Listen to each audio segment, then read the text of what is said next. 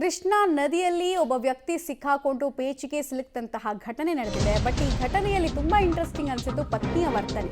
Photo ತೆಗೆಯೋ ನೆಪದಲ್ಲಿ ಪತ್ನಿನೇ ನದಿಗೆ ತಳ್ಳಿದ್ದಾಳೆ. ರಾಯಚೂರು ತಾಲೂಕಿನ ಗುರ್ಜಾಪುರ ಬ್ರಿಡ್ಜ್ ಕಮ್ ಬ್ಯಾರೇಜ್ ಬಳಿ ಈ ಘಟನೆ ಆಗಿರೋದು.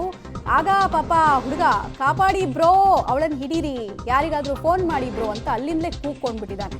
ಕೃಷ್ಣಾ ನದಿಯಲ್ಲಿ ಕಲ್ಲು ಬಂಡೆಯ ಮೇಲೆ ನಿಂತು ಪತಿಯ ಕೂಗಾಟವನ್ನು ನೋಡೋಕ್ಕಾಗ್ತಿರ್ಲಿಲ್ಲ. ನನ್ನನ್ನು ನದಿಗೆ ತಳ್ಳಿದ್ದಾಳೆ ಅಂತ ಪತಿ ಅಲ್ಲಿ ನಿಂತ್ಕೊಂಡೇ ಆರೋಪ ಮಾಡ್ತಾ ಇದ್ದ. ಇವಳಿಂದಲೇ ನಾನು ಇಲ್ಲಿಗೆ ಬಂದಿದ್ದು ಅಂತ. ನದಿಯಲ್ಲಿ ಈಜಿ ಬಂಡೆ ಮೇಲೆ ಕೂತಂತಹ ಪತಿದು ಒಂದೇ ಬೊಬ್ಬೆ. ಆಗ ಪತ್ನಿ ಈ ಕಡೆಯಿಂದ ಇದ್ದಲ್ಲ, ನಾನೆಲ್ಲ ತಳ್ಳಿದ್ದು, ಅವನೇ ಬಿದ್ದಿದ್ದು, ಫೋಟೋ ತೆಗೆಸ್ಕೊಳ್ಳೋಕೆ ಹೋಗಿ ಅಂತ ಆಕೆ ಹೇಳ್ತಾ ಇದ್ಲು. ಬಟ್ ಆಕೆ ಹೇಳಿದ ಸ್ಟೈಲ್ ಇದೆಯಲ್ಲ, ಅದು ಆಶ್ಚರ್ಯಕ್ಕೆ ಕಾರಣ ಆಗುತ್ತೆ. ಒಂಚೂರು ಪ್ಯಾನಿಕೆ ಆಗಿಲ್ಲ. ಆಕೆ ಕಾಮಾಗಿ ಹೇಳ್ತಿದ್ದಾಳೆ, ನಂದಲ್ಲ ತಪ್ಪು ಅವಂದೇ ಅಂತ.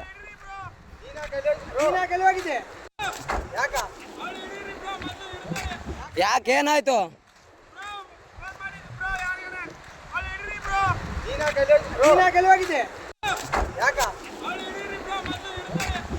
ಯಾಕೇನಾಯ್ತು?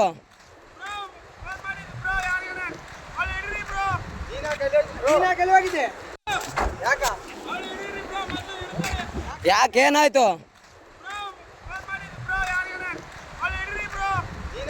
ಏನಿಲ್ಲ ಬ್ರೋ, ಅಣ್ಣ ಸುಮ್ಮನೆ ಹೊಡೆದಿಲ್ಲ ಬ್ರೋ. ಯಾಕೆ ಫೋನ್ ಹೆಣ್ಮಕ್ಳ ವಿಷಯ ಅಂತ ಅಂದ್ಮೇಲೆ ಎಲ್ಲ ಇಲ್ಲ ಇಲ್ಲ ಬ್ರೋ, ಇದ್ದಿದ್ದೆ ಏನ್ ತಲೆ ಕೆಡ್ಸಬೇಡ. ಅಲ್ಲ ಅಣ್ಣ, ಹೆಂಗ್ ಬಿದ್ದಣ್ಣ ಆ ಕಡೆ? ನಂಬಿಕೆ ಇದ್ರು ಬ್ರೋ. ಹೆಂಗ್ ಬಿದ್ದೆ? ಯಾಕೆ ದೂಕಿದ್ರ? ನೀನ್ ಹೇಗಿದ್ದೆ? ಅಕ್ಕೇನೆ ದೂಕ್ಯ ಬ್ರೋ. ಫೋಟೋ ಐತಿ ಒಂದು. ನಿಂತೀವಿ ನಾವಲ್ಲೇ ಯಾವತ್ತು ನಿಂದ್ರಾರಕ್ ನಿಂದ್ರು ಅಂದು. ಅಲ್ಲ ನಾನು ಹೊಸ್ತಾಗಿ ಒಂದು ಸೆಲ್ಫಿ ಇಳಮಂದ್ರೆ ಒಳ್ಳೆ ಅಂದು. ಅಲ್ಲ ನಾನು ಹೇಳ್ತಿ ಕೇಳೋ, ಫೋಟೋ ನನಗೆ ಈಗ ಅರು ಬಂತು, ನಿಮ್ಗೆ ಹೇಳಲ್ಲ. ಎಲ್ಲರಿಗೆ ಚೇಬಿಟ ಬಿದ್ದಾನಂತ ನೋಡ್ರಿ. ಎಷ್ಟು ಇದೆಲ್ಲ ಕತೆಗಳನ್ನ ನೋಡ್ತಾ ಇದ್ರೆ ಸಿಂಗಲ್ ಆಗಿ ಸಾಯೋದೇ ವಾಸಿ ಅಂತ ಸುಮಾರು ಜನ ಯುವಕರು ಅಂದ್ಕೊಳ್ತಾರೆ ಅನ್ಸುತ್ತೆ. ಗೊತ್ತಿಲ್ಲ ಪಾಪ, ನೋಡಿ ಅಲ್ಲಿ ಹೆಂಗಿದೆ ಆತಂದು ಕತೆ ಅಂತ. ಹೋಗಿ ತಳ್ಳಿ ಬಿದ್ದಾದ ಮೇಲೂ ಆಕೆ ಒಂಚೂರು ಪ್ಯಾನಿಕೆ ಆಗಲ್ಲ. ಅದೇ ಆಶ್ಚರ್ಯ. ಮದುವೆ ಆಗೇನು 5-10 ವರ್ಷ ಆಗಿದೆಯಾ ನೋಡಿದ್ರೆ ಇಲ್ಲ, 3 ತಿಂಗಳಾಗಿದೆಯಂತೆ. ಗಂಡನ ಬಗ್ಗೆ ಒಂಚೂರು ಪ್ರೀತಿ ಇಲ್ವಾ, ಕನ್ಸರ್ನ್ ಇಲ್ವಾ ಅನ್ನೋದು ಒಂದು ಬರುತ್ತೆ. ಡೀಟೇಲ್ಸ್ ಕೊಡ್ತಾರೆ ವಿಜಯ್. ಈಗ ಪೊಲೀಸರ ಗಮನಕ್ಕೆ ಬಂದಿದೆಯಾ ಈ ವಿಚಾರ? ಲಾಸ್ಟ್ ಬುಲೆಟಿನಲ್ಲಿ ಕೇಳ್ತಾ ಇದ್ವಿ, ಪೊಲೀಸರ ಗಮನಕ್ಕೆ ಬಂತು ಅಂತ ಹೇಳ್ತಾ ಇದ್ರಿ. ಸೊ ಏನು ಕ್ರಮ ಏನಾಗಿದೆ? ತಳ್ಳಿದ್ದ ಇದು ಅಥವಾ ಅಚಾನಕ್ಕಾಗಿ ಆಗಿದ್ದ ಘಟನೆನಾ? ಏನು ಕನ್ಕ್ಲೂಷನ್ಗೆ ಹೆಂಗೆ ಬಂದಿದ್ದಾರೆ ಪೊಲೀಸರು?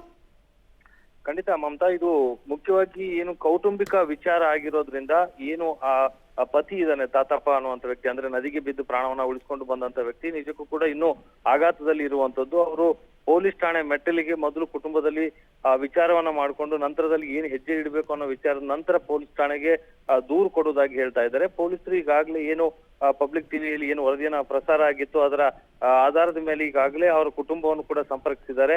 ಈ ತರದ ಒಂದು ಘಟನೆ ನಡೆದಿದೆ ಅನ್ನುವಂತ ವಿಚಾರವನ್ನ ಕೇಳಿದಾಗ ಅವರು ನಂತರದಲ್ಲಿ ಠಾಣೆಗೆ ನಾವು ಬಂದು ಏನು ದೂರನ್ನು ದಾಖಲಿಸಿ ಅನ್ನೋಂಥದ್ದನ್ನ ಹೇಳ್ತಾ ಇದ್ದಾರೆ. ಯಾಕೆಂದ್ರೆ ಇದು ಮುಖ್ಯವಾಗಿ ಏನು ಪತ್ನಿಯ ಏನು ಜೀವನದಲ್ಲಿ ಒಟ್ಟಿಗೆ ಇರ್ತಾಳೆ ಅನ್ನುವಂತ ವ್ಯಕ್ತಿ ಮತ್ತು ನಂಬಿದಂತ ವ್ಯಕ್ತಿ ಫೋಟೋ ತೆಗೆಯುವ ಕಾರಣಕ್ಕೆ ನನ್ನನ್ನ ನದಿಯಲ್ಲಿ ತಳ್ಳಿದಾಳೆ ಅನ್ನುವಂತ ಆರೋಪವನ್ನ ಮಾಡ್ತಾನೆ. ಆ ಒಂದು ದೃಶ್ಯಾವಳಿಗಳಲ್ಲಿ ನಾವು ನೋಡ್ತೀವಿ, ಅವನು ನದಿಯ ಒಂದು ಕಲ್ಲು ಬಂಡೆ ಮೇಲೆ ನಿಂತಿರ್ತಾನೆ. ಮುಖ್ಯವಾಗಿ ಮಮತಾ, ಅವ್ನು ನಿಂತಿರ್ತಕ್ಕಂಥ ಸ್ಥಳ ಏನಿದೆ ಅದು ನಿಜಕ್ಕೂ ಕೂಡ ಮೊಸಳೆಗಳ ಒಂದು ಆವಾಸ ತಾಣ. ಅದು ಅಲ್ಲಿ ಸಾಕಷ್ಟು ಸಂಖ್ಯೆಯ ಮೊಸಳೆಗಳಿದೆ. ಜೊತೆಗೆ ನಾರಾಯಣಪುರ ಜಲಾಶಯದಿಂದ ಈಗಾಗಲೇ 80,000 ಕ್ಯೂಸೆಕ್ನಷ್ಟು ನೀರು ಕೂಡ ಬರ್ತಿದೆ. ಅಂದ್ರೆ ತುಂಬಿ ಹರಿತಕ್ಕಂಥ ನದಿಯಲ್ಲಿ ಅವನು ನಿಂತಿರುವಂತದ್ದು ನಿಜಕ್ಕೂ ಅವನು ಉಳಿದು ಬಂದಿರುವಂತದ್ದೇ ಗ್ರೇಟ್ ಅಂತಾನೆ ಹೇಳ್ಬೋದು, ಅವನ ಅದೃಷ್ಟ ಅಂತಾನೆ ಹೇಳ್ಬೋದು. ಆ ಒಂದು ಪರಿಸ್ಥಿತಿಯಿಂದ ಹೊರಗೆ ಬಂದಿರತಕ್ಕಂತ ವ್ಯಕ್ತಿ ಈಗ ಮುಂದೆ ಕಾನೂನು ಯಾವ ರೀತಿ ಹೋರಾಟ ಮಾಡ್ಬೇಕು ಅನ್ನುವಂತ ಚಿಂತನೆಯಲ್ಲಿ ಇರುವಂತದ್ದು. ಮತ್ತು ಇದು ಮುಖ್ಯವಾಗಿ ಕೌಟುಂಬಿಕ ಮತ್ತು ಪತಿ ಪತ್ನಿ ನಡುವಿನ ಜಗಳದ ವಿಚಾರ ಆಗಿರುವಂತದ್ದು ಮಮತಾ.